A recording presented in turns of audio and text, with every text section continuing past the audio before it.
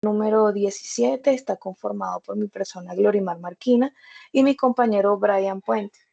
Nosotros vamos a hablar el día de hoy sobre lo que es la economía global. ¿Sí? El contenido de nuestra exposición es la introducción, los conceptos de economía global, el análisis, los principales indicadores, las políticas económicas, el ciclo económico y las conclusiones. Nuestra introducción es para entender la economía global en este 2026 debemos visualizarla no como una simple suma de países independientes, sino como un sistema vivo y profundamente interconectado. La economía actual es el tejido de transacciones, flujo de capital, intercambio de tecnología y movimientos migratorios que definen segundo a segundo cómo se produce y se consume en cada rincón del planeta. Ahora les voy a hablar sobre qué es la economía global. Es el conjunto de todas las actividades económicas que realizan las personas, las empresas y los gobiernos de todo el mundo. Básicamente es el sistema donde la producción, el consumo y el intercambio de bienes y servicios se han vuelto interdependientes a nivel internacional. ¿Cuáles son los componentes claves que están en la economía global? Bueno, el primero vendría siendo el crecimiento económico. Esto, como los mercados ahora son a nivel global, es lógico pensar que el volumen del comercio internacional ha sufrido un aumento muy grande. El segundo componente sería la mundialización de la producción. Es decir, la producción y el comercio mundiales están ahora en manos o en mayor parte de multinacionales. Es decir, las empresas que tienen la sede en un país, o sea, las empresas tienen la sede en un país, pero también tienen sucursales en diferentes países. El tercer componente vendría siendo los flujos financieros. Esto hace referencia a que los intercambios monetarios ahora son a nivel mundial. Y el cuarto componente es la mejora de las comunicaciones. Esta característica ha tenido un gran empuje en lo que se refiere a la consolidación de los mercados globales, ya que ahora esto es como el punto máximo es el punto máximo del mundo. Es decir, esto es muy fácil, ya que incluso la comunicación por videoconferencias, entre otros, la información y la comunicación va más rápido y el mundo está interconectado.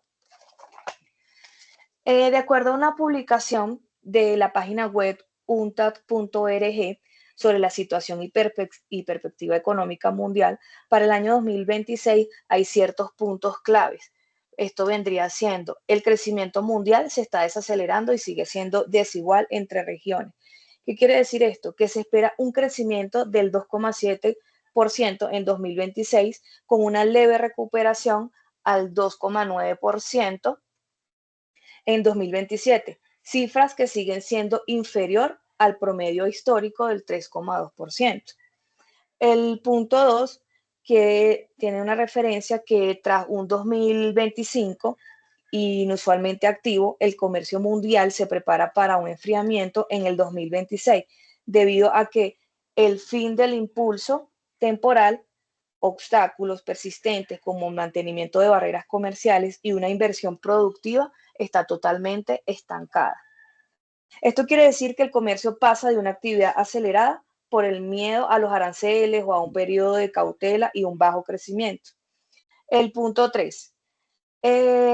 A pesar de que la inflación global está cediendo, sigue bajando del 3,4% al 3,1%.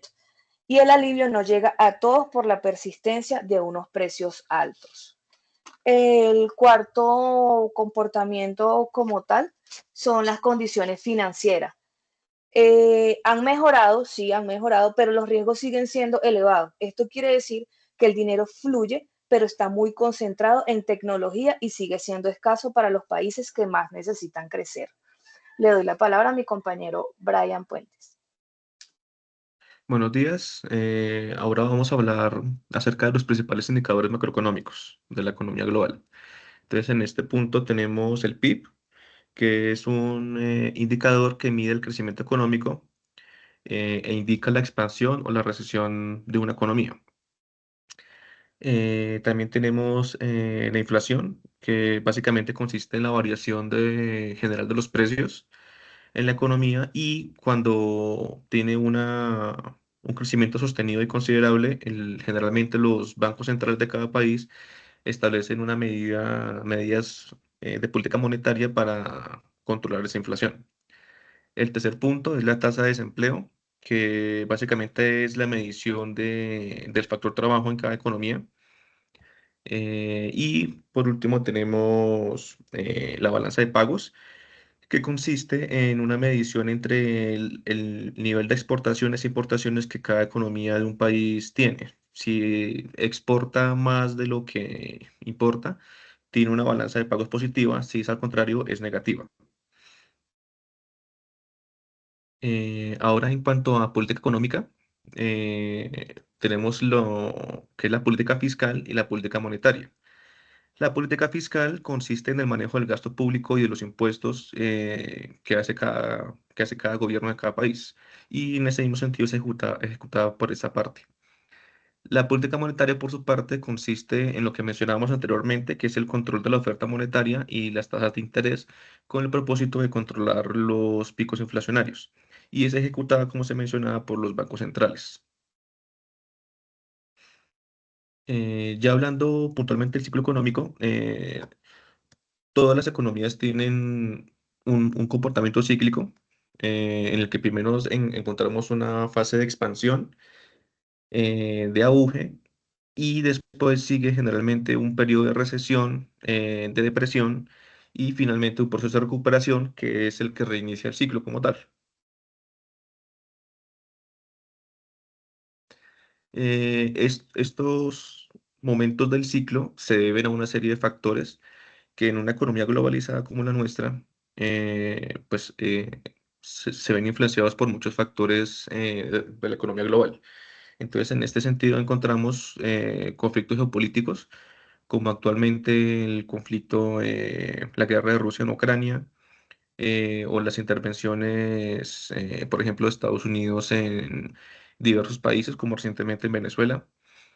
También se encuentra, pues, aún los efectos de la pandemia, que aún siguen teniendo una marcada connotación en la economía. También están los cambios en las tasas de interés de Estados Unidos, que pues Estados Unidos es el epicentro de la economía mundial, y pues un cambio de tasas en la Reserva Federal pues va a impactar a todo el resto de la economía, puesto que el dólar es la moneda de cambio actual. Asimismo, también está el tema de la transición energética. Durante muchos años, la economía mundial ha estado girando en torno a los combustibles fósiles, y el desarrollo de energías alternativas pues genera un impacto en cómo se ha estado manejando la economía.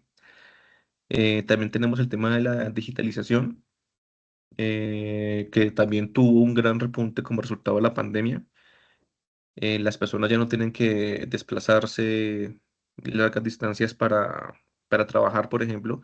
Ahora pueden trabajar desde sus casas a través desde un computador. Y asimismo, todos los factores del comercio internacional ya no requieren un tema tan presencial, sino también una interconexión digital. Y por último, encontramos la deuda pública global, que consiste pues básicamente en la deuda que cada país eh, tiene con otros países o con entidades globales como el Banco Internacional, por ejemplo. A modo de conclusión, entonces encontramos o definimos más bien, que el comportamiento de la economía global depende de los múltiples factores interrelacionados, como mencionamos anteriormente. Los indicadores macroeconómicos, las políticas fiscales y monetarias y el ciclo económico permiten evaluar si están cumpliendo con los objetivos macroeconómicos. En un mundo globalizado como el nuestro, las decisiones económicas tienen un impacto internacional, lo que hace necesario un análisis integral y constante. Estas son las referencias bibliográficas que consultamos, y muchas gracias por su atención. Muchas gracias.